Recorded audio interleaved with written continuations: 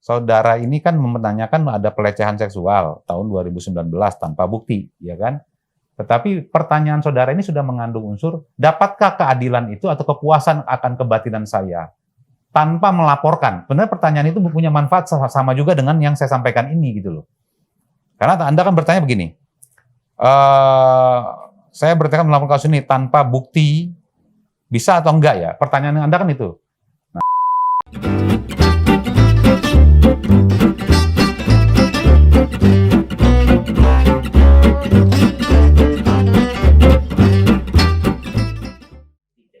Oke, selamat siang, salam sejahtera buat kita semua. Assalamualaikum warahmatullahi wabarakatuh. Semoga kita sehat selalu ya. Dalam kesempatan ini masuk ke dalam jadwal acara saya yaitu dalam Ketawa ya. Ketawa itu kesempatan tanya jawab ya bersama saya yaitu Bang Bob Hasan. Dalam kesempatan ini memang kecenderungannya saya lebih kepada di YouTube untuk di hasil podcast kemudian di YouTube. Tetapi karena banyaknya permintaan atau pertanyaan-pertanyaan yang harus saya jawab, maka perlu ada yang disebut dengan live IG. Dan tentu terkait dengan persoalan hukum. Ya. Jadi kita yang ringan-ringan saja, namanya ketawa, ya kan. Mudah-mudahan menjadi manfaat buat kita, singkat, padat, ya, sedikit daging, kan begitu katanya tuh. Ya, istilahnya seperti itu. Yang terpenting siapa yang bertanya, saya akan jawab. Nah, nanti pun juga demikian. Bila mana di dalam ada kesempatan persengketaan atau perselisihan, saya bersedia untuk menjadi ADR. ADR, that means is Alternative Dispute Resolution. Dalam pengertian, setiap perselisihan tidak mesti harus berujung kepada penegakan hukum atau ke lembaga penegak hukum. Ya. Lembaga penegak hukum itu salah satunya kepolisian atau kejaksaan atau mungkin bisa jadi ke lembaga peradilan gitu ya. Jadi ADR atau mediasi by ADR itu Alternative Dispute Resolution dapat dilakukan melalui pihak ketiga. Yaitu seperti saya yang bisa mendamaikan. Andaikan Bapak, Ibu, saudara-saudari sekalian memiliki persoalan hari ini misalkan ya kan. Sementara baru secara monolog berdialog dengan saya, artinya persoalan itu baru diadukan sepihak dari pihak Bapak atau Ibu atau saudara-saudari. Nanti pihak Bapak dan Ibu itu bisa merekomendasikan kepada saya bertentangan dengan siapa, gitu loh. Nah ini teknisnya saya akan buat ya dalam program Ketawa kita. Teknisnya itu nanti Bapak Ibu bisa nanti, misalkan bertentangan dengan si A. Nah, kasih tahu saya nomornya atau melalui Bapak Ibu untuk menghubungi yang lawan sengketa ini, atau saya langsung yang akan bisa menghubungi. Nanti akan saya atur mediasinya. Dan ini gratis, ya. Tidak perlu harus kita berdekat, tapi batasannya kalau dalam gratis itu ada tentunya. Kalau sampai sudah, kalau masih dalam bentuk solusi, saya solusi dengan melalui via konsultasi via IG atau via YouTube atau via secara tripartit, bipartit itu bisa, berdua atau bertiga, berempat bisa, itu gratis, bisa gratis. Tapi kalau sampai harus saya turun ke lapangan dan sebagainya, ya kasihan juga kan mobil saya perlu bensin atau apa itu. Tetapi kita coba cari strategi bahwa adanya kolom acara saya ini yang Ketawa ini, yuk kita manfaatkan tanpa mengeluarkan biaya, tetapi dengan cukup fasilitas masuk ke dalam kolom Ketawa ini, persoalan-persoalan kita yang sesungguhnya yang besar kita perkecil, yang berkecil kita tiadakan. Jadi persoalan itu kita prinsipnya seperti itu, ya. Sementara ini ada pertanyaan ya, ini satu pihak nih contoh nih, ada satu pertanyaan dari BMJ Info Bogor ya. Selamat siang Pak, saya mau bertanya tentang hak wali dan hak waris. Ada anak di bawah umur 17 tahun, ibunya meninggal, tetapi hasil pernikahan siri karena di akte tidak tercantum nama ayah. Nenek si anak dari ibu sudah meninggal. Pertanyaan saya, siapa yang harus mengajukan hak wali dan hak waris ke pengadilan agama sesuai dengan aturan? Boleh nggak yang mengajukan hak wali oleh kerabat dekat berhubung si ibu yang meninggal pernah diangkat anak sama kerabat dekat? Sebelumnya saya ucapkan terima kasih. Nah, Ini saya praktiskan ya, dari BMJ Info Bogor pertanyaannya tadi ya.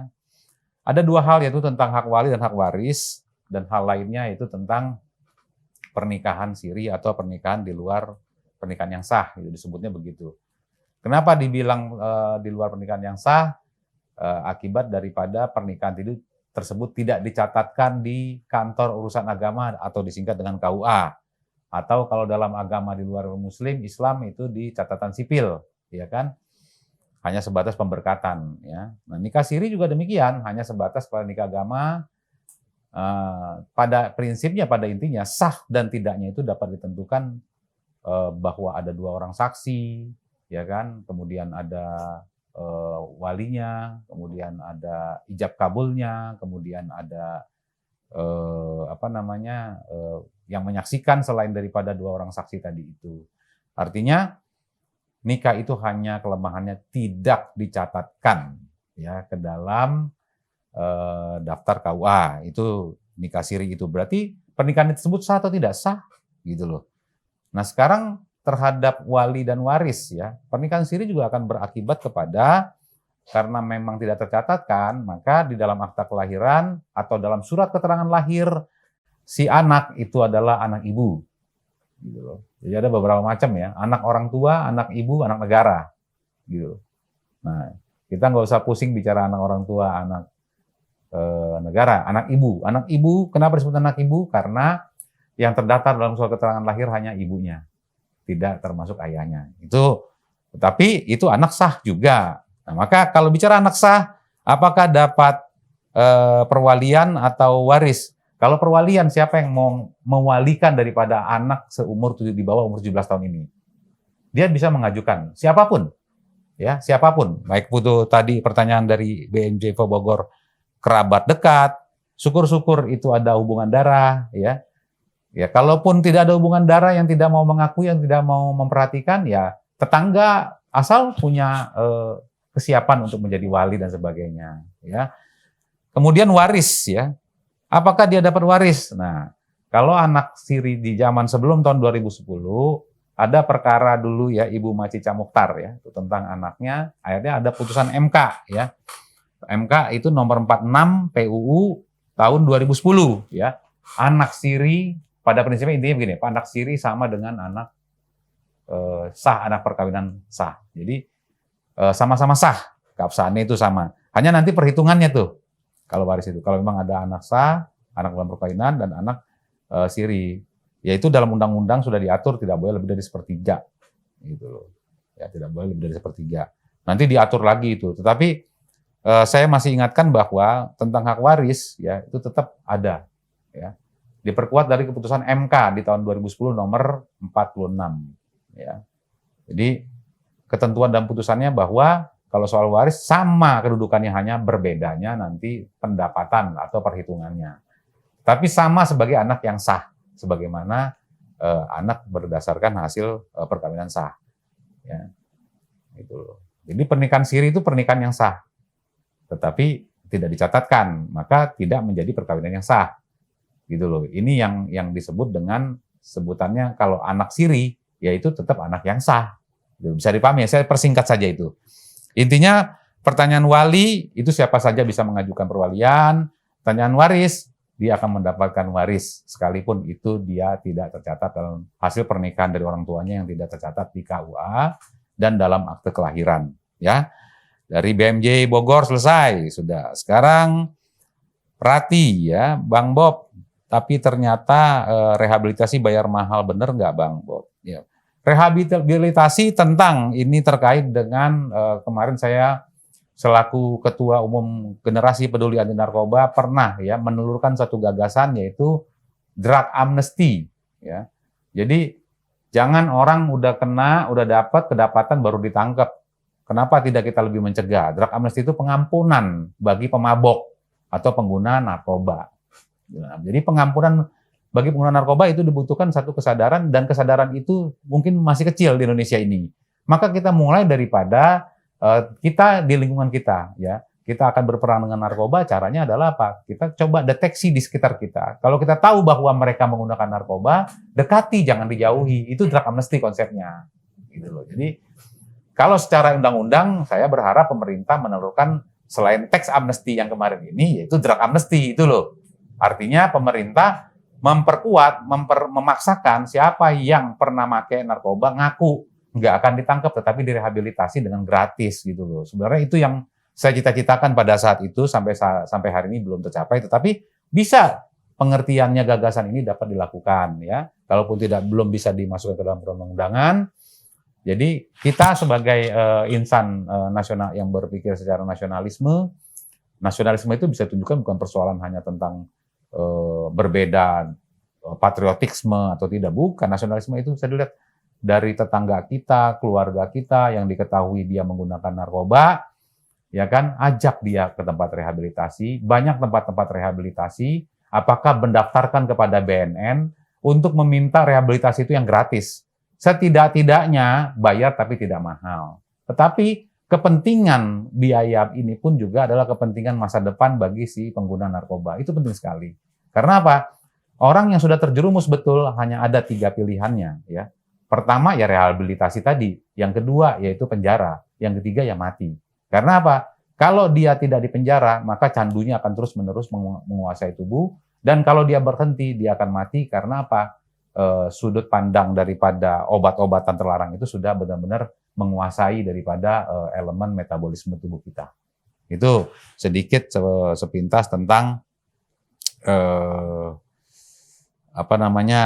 narkoba yang drug amnesty pernah saya telurkan tahun 2017 lalu ya.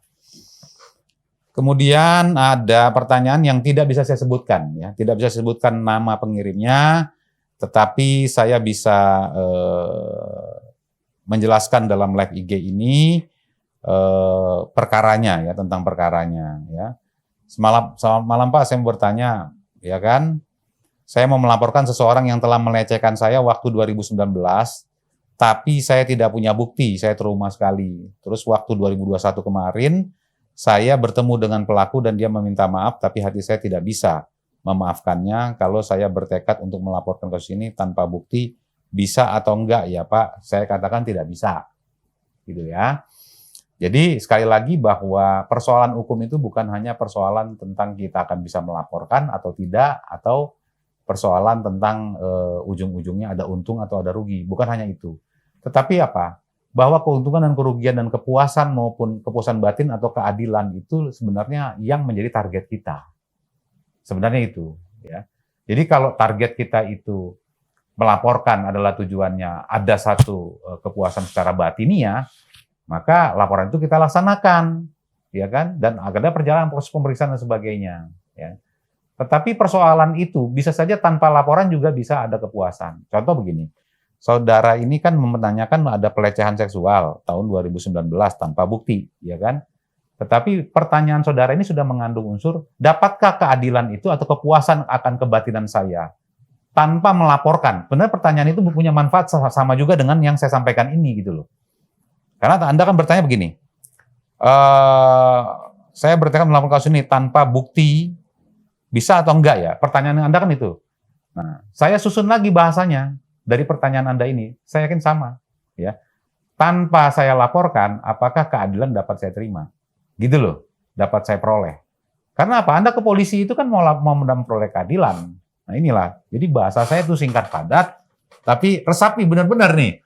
Ya, cepat ini, karena apa, yang nanya banyak ini, jadi saya harus mempercepat ya. Jadi ada satu ketraumaan.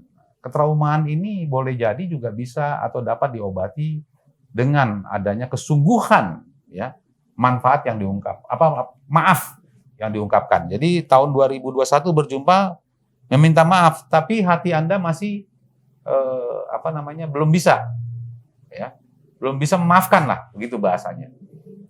Anda utarakan, saya tidak akan memaafkan Anda, ya. Saya tidak akan memaafkan Anda selagi saya masih trauma. Nah, bagaimana Anda mengutarakan ini? Lakukan pengutaraan ini kepada pelakunya. Ya, jadi dia kan sudah ada niat nih meminta maaf gitu ya kan? Karena apa? Perbuatan itu sudah berlalu dan tidak memiliki bukti. Pasti Anda ketika dia mengaku, meminta maaf, berpikir bahwa pengakuan itu dapat dijadikan alat bukti, ya. Nah ini akan sangat sulit sekali, ya, akan menjalani proses panjang.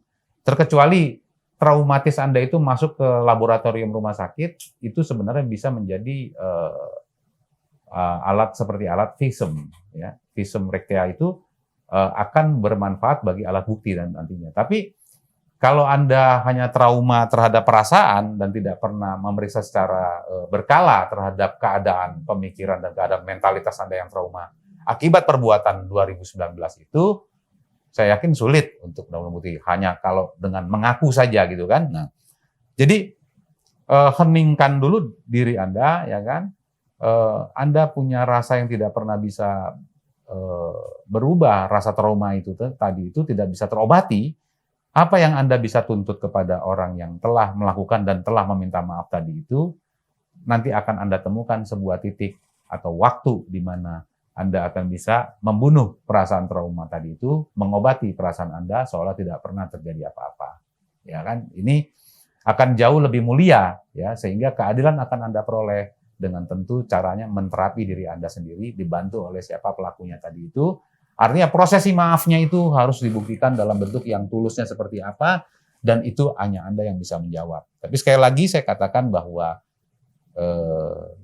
yang sudah berlalu ini, alat buktinya, locus tempus delictinya tidak akan ketemu dan tidak akan presisi dengan hasil visum, sehingga untuk mencapai keadilan jauh lebih tepat, Anda harus mengutamakan kenyamanan Anda, mengutamakan hilangnya traumatis diri Anda sendiri.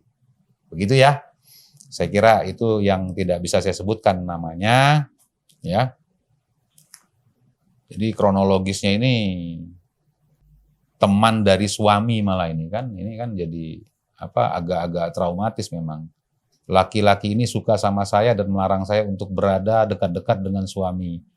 Pada saat saya masih berpacaran dengan suami, suatu hari dia ngajak saya ke rumahnya pada saat pacaran ini kan, ke rumahnya, dan saat itu kondisi rumahnya kosong, tidak ada siapa-siapa. Saat itu dia mengajak saya untuk nonton, pada saat itu saya kira hanya nonton biasa, tapi ternyata dia melecehkan saya, menggunakan hal gaib untuk mengganggu saya dan mengatakan bahwa suatu hari anak saya akan menjadi tumbal. Dan itu membuat saya terganggu. Saya tadinya ingin melaporkan hal tersebut, melakukan visum.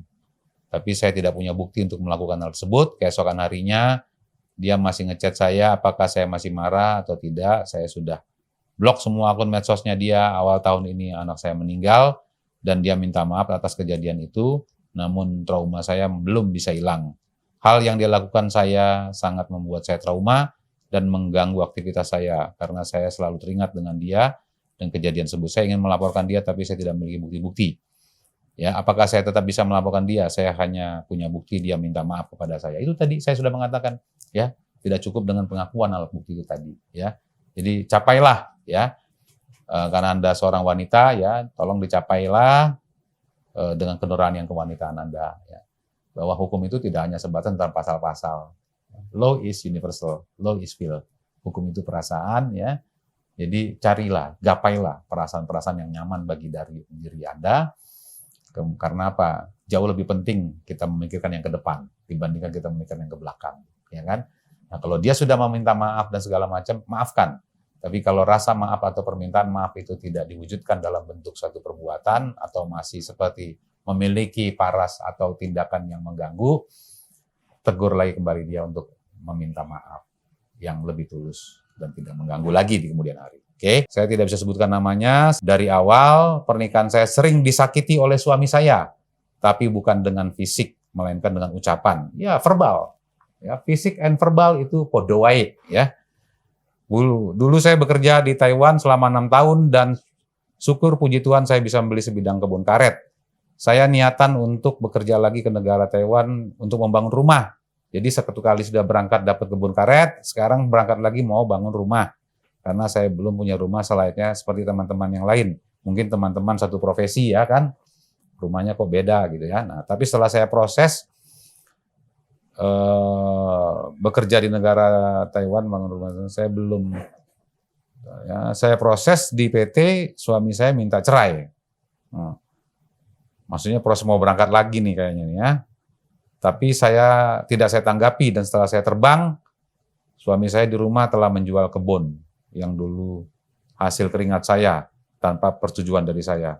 Setelah sabar-sabar kan, tapi hati saya sangat sakit, akhirnya saya yang minta cerai, tapi dia bilang tidak mau menandatangani surat.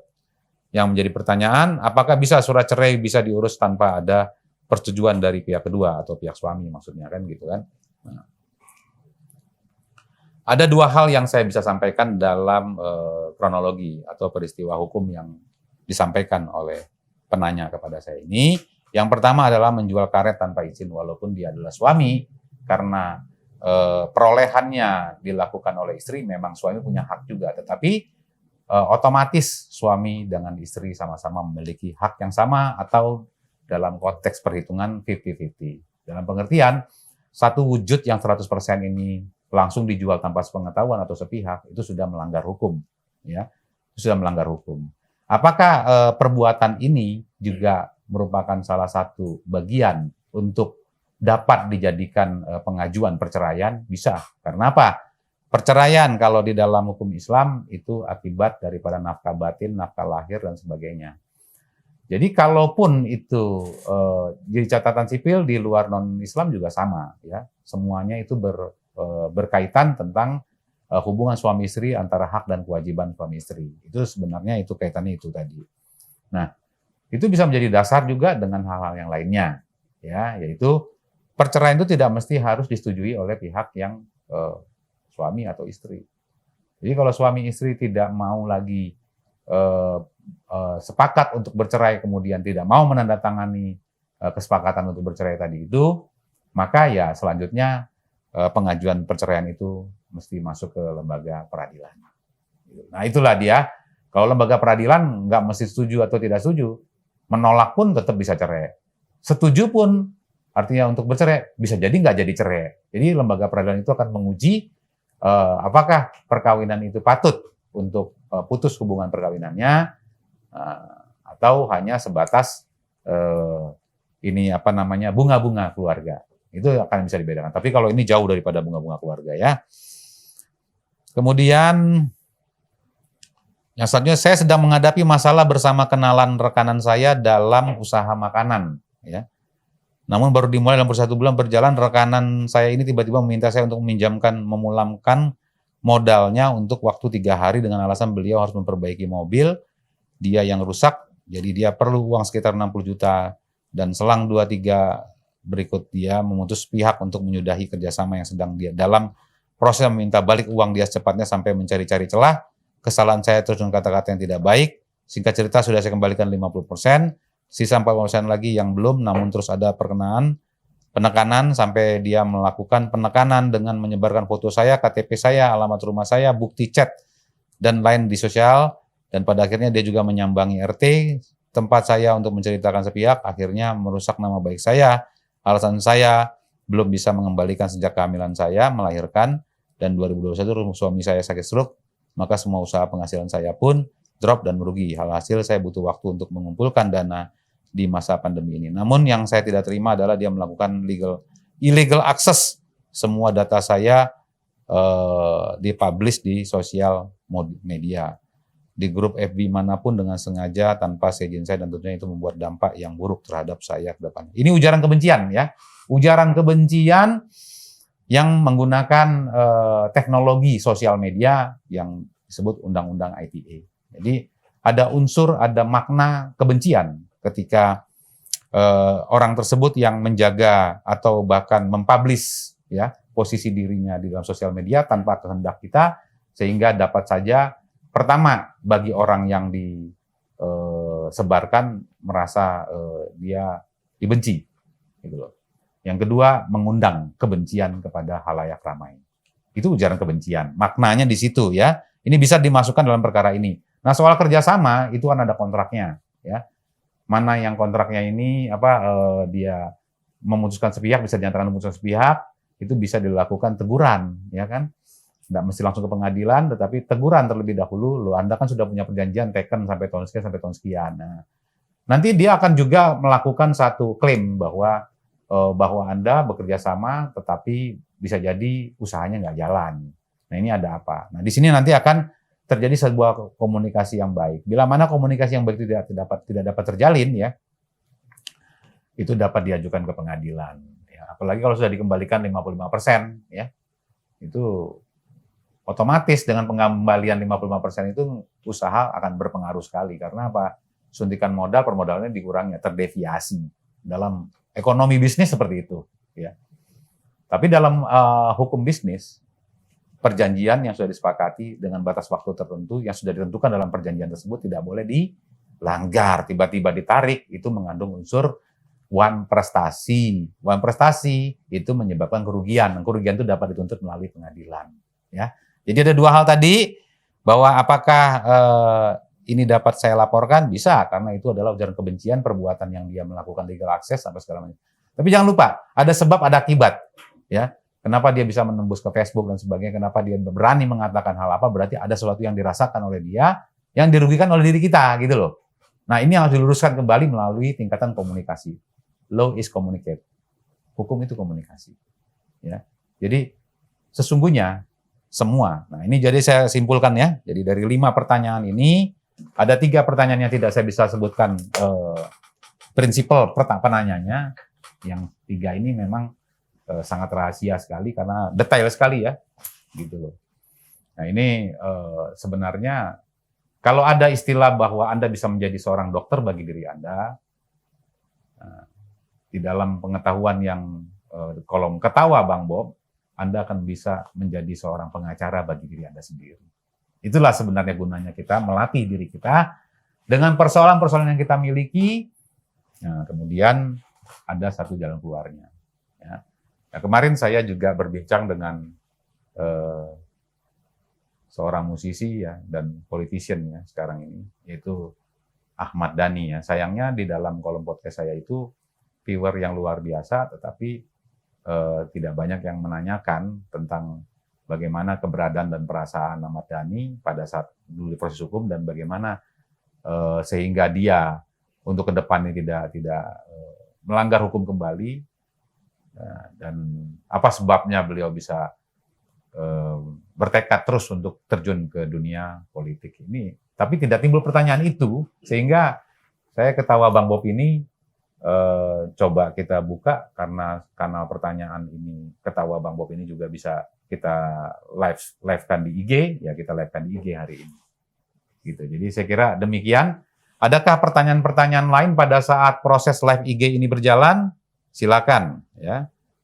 Ini official saya coba ada yang bertanya dari tim saya ini mungkin bisa memberikan ke saya. Silakan. Kalau enggak handphonenya sini saya lihat belum ada pertanyaan ya. Oke. Ya, jadi ini kesempatan-kesempatan seperti ini dapat terus kita lakukan selagi kita bisa berjalan seperti ini boleh bertanya. Tetapi selagi mungkin mesti berpikir dulu ya boleh nanti chatnya menyusul dan pada edisi selanjutnya kita akan menyelenggarakan live IG kita. Ini adalah pertama kali ya kita menguji apakah live IG kita ini memiliki manfaat yang besar bagi kemaslahatan kita semua yang membutuhkan informasi tentang bagaimana mengatasi persoalan di diri kita, keluarga kita, tetangga kita tentang persoalan hukum. Yaitu kita ada channel yang disebut dengan Ketawa Bang Bob. Nah, kesempatan tanya jawab bersama Bang Bob. Nah, ini jadi saya kira ini yang bisa saya sampaikan. Terima kasih sekali lagi kepada para following ya yang ada di IG aku ya sebagai Ketawa Bang Bob ya. Nanti intinya apapun yang menjadi kendala boleh menjadi pertanyaan yang bersifat anonim ya, kalaupun mau lewat DM maupun lewat email ya itu bisa ya. Jadi manfaatkan Ketawa Bang Bob ini adalah sebagai konsultasi gratis, sekalipun gratis pun juga tidak perlu sampai harus kita itu menuju. Apalagi nih,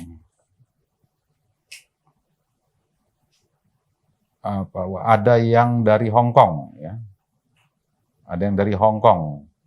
Ini tadi sudah mengucapkan terima kasih nih ya. Jadi udah banyak sekali nih sampai ke luar negeri nih. Ya, karena masih banyak warga kita itu yang di luar negeri mungkin menemui kesulitan dan sebagainya, dalam negeri juga, apalagi yang di tengah kelangkaan minyak goreng. Tapi jangan khawatir ya, hal-hal tersebut saya kira akan kita atasi. Jadi hidup ini menjadi tentram dan nyaman ketika kita bisa ya menjadi pengobat susah hati, sesal di hati bagi diri kita sendiri ke depan, dan saya bisa mendampingi, nggak harus menjadi yang membayangi, tapi mendampingi keadaan semua masing-masing kita, baik dari dalam negeri maupun luar negeri, atau maupun seperti di Hong Kong ya. Oke, saya kira itu saja kesempatan ini ya. Tergantung nanti di dalam IG kita ada permintaan-permintaan, maka ketawa Bang Bob dengan jenis spesifikasi live IG seperti ini akan kami lanjutkan ya. Tapi yang rutinitas kami melakukan podcast kepada narasumber, dan narasumber dari hasil podcast tersebut ada pertanyaan-pertanyaan, maka akan ada juga kegiatan kolom kesempatan tanya jawab bersama Bang Bob. Demikian saya kira ya. Salam sehat untuk kita semua ya, sukses untuk kita semua. Jangan pernah kita bersedih ya. Selalu ingat ketawa Bang Bob.